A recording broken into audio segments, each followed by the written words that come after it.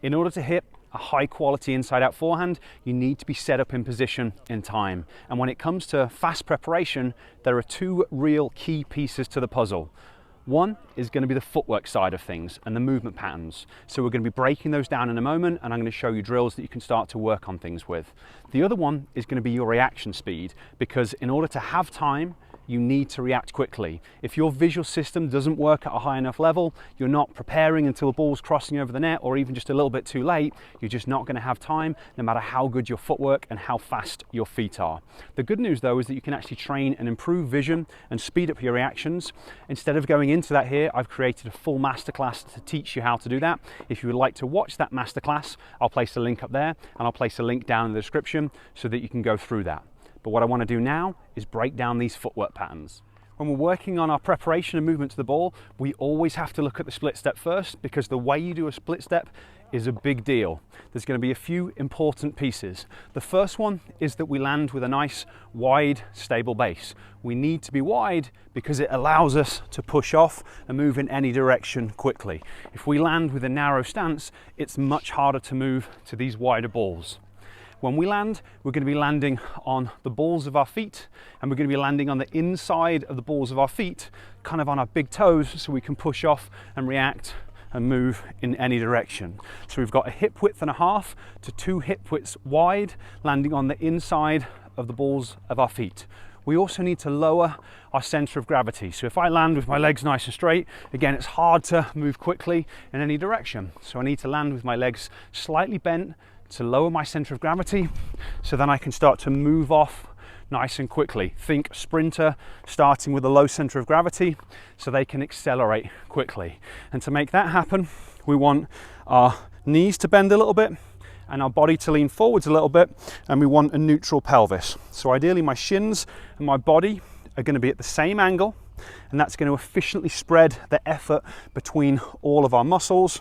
And we want this neutral pelvis rather than our back arched, because again, it's going to help with the efficiency and reduce the likelihood that we're going to injure ourselves. And from there, we just want to practice those movements over and over again. So transition from into your split step in multiple different ways, so that whatever shot I've played, I can come in and I can do this split step. And it's just a case of doing enough repetitions until, as your opponent's making contact, or just after your opponent's making contact, you're automatically landing in this nice, wide, stable split step. The next piece is going to be the first step. And this is a really unusual movement, and it's definitely one that you need to practice and program into your body without the ball first before you can do it efficiently. And there's really two pieces to this, and we're going to do them separately.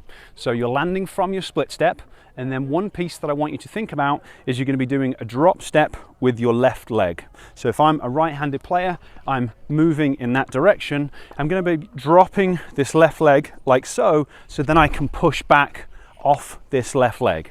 So it's going to feel really weird and really artificial, but it's going to be a little bit like that, and then I'll be able to push back off the leg. So that's the first thing you want to familiarize yourself with, landing from your split step and just going into there. Land and then going into there. And you can see as I do that, I've actually started my unit turn with my upper body. So it looks a little bit like that. So that's part one.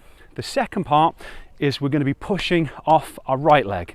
And this is actually going to happen first once you get a little bit more experience. So I'm going to land, I'm going to push off my right leg as I do this drop step.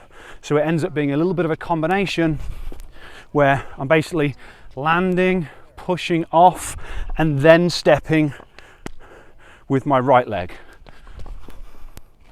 So the movement looks like that. Land, push off, step, and then from there. And again, you want to practice it over and over again until you can do it naturally. Once you can do that, you're going to practice transitioning in from different split step positions, landing, and then doing this first step. But you've got to get the wide landing, you've got to get this first pattern down, because that initial step where you bring your leg behind is what allows you to cover as much ground as you can, as quickly as you can.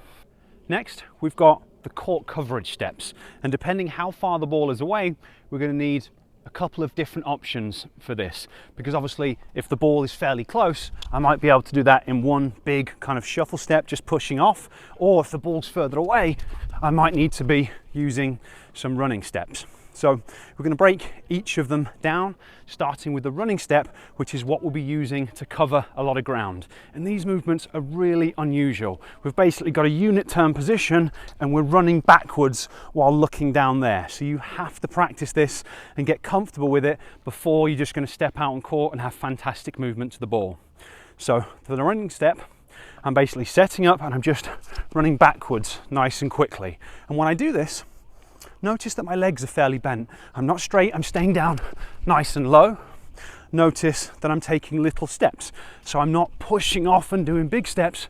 I'm taking nice little steps, trying to cover as much ground as I can. And obviously the best person to watch do this is Rafael Nadal. Absolutely insane the speed that that guy can move at backwards.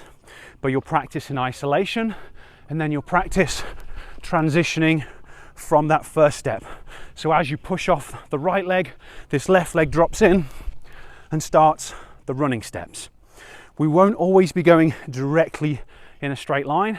Sometimes we'll be kind of arcing our run a little bit. So if the ball is a little bit shorter, I'm going to get out to this wide ball, step in and attack the inside out forehand. I'll be arcing that run. So practice kind of going off and then transitioning into some side steps.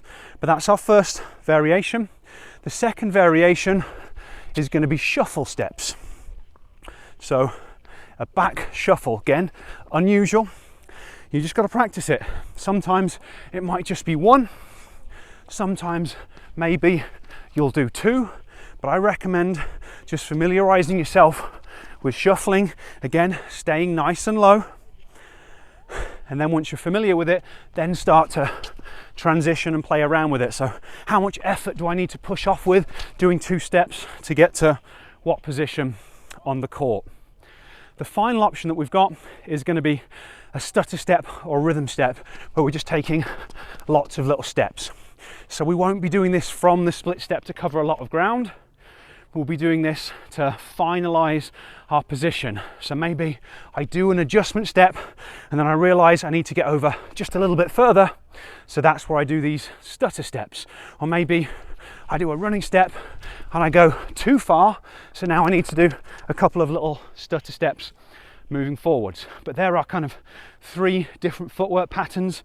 Practice them, do them over and over again, get comfortable with them. And then you'll just find that you're way faster to the ball. The final piece that we're going to look at in this video is the last step that you take as you kind of load into your right hip to initiate the forward swing, because hopefully you've seen videos on biomechanics. We're always going to be thinking about driving through this back or outside hip to initiate the swing. So we have to do our movement, but then we have to transition into loading and rotating and finalizing our unit turn as we do that last step. So if I'm just doing one step, I'm going to be landing and loading. So I land on my right leg, my left leg comes down, and I'm there ready to initiate the swing. If I'm doing a backwards running step, I still place my right leg down, then my left leg, and load into position to initiate the forward swing. If I'm doing the stutter steps, I still get that final, just loading and finalizing the unit turn. And this is something that you're just going to have to practice, because if you're moving at high speeds going backwards to now slowing yourself down and loading into this position, these are very unusual movements. So again, it's a case of getting enough repetitions. What does it feel like in slow motion to do that? And then start to speed it up in the various different forms. Practice it and then put them all together. So we've got a good split step, good first step, we've got options of those Cork Coverage steps, and now we're loading, we're set up in balance, and we can hit from a variety of different types of stance or shot depending on the requirements of the individual ball that you're dealing with. Okay, hopefully you found this video helpful. If you did, you might also be interested in a free footwork program that I've created for you. Footwork's one of the biggest things that most players need to improve on. So to help you out, I just created a full program to teach you how to break down all of the individual steps for each of the shots that we've got in tennis. So if you would like that free program, there's a link up there and there's a link down in the description. Click on either of those, it'll take you over to a page, enter your details on that page, and I will send you this free footwork program. Okay? If you did enjoy the video, it'd also be awesome if you give me that thumbs up. And if you haven't subscribed to my channel before, appreciate it if you could do that as well. And finally, any comments, leave them down below. I'll see you next time.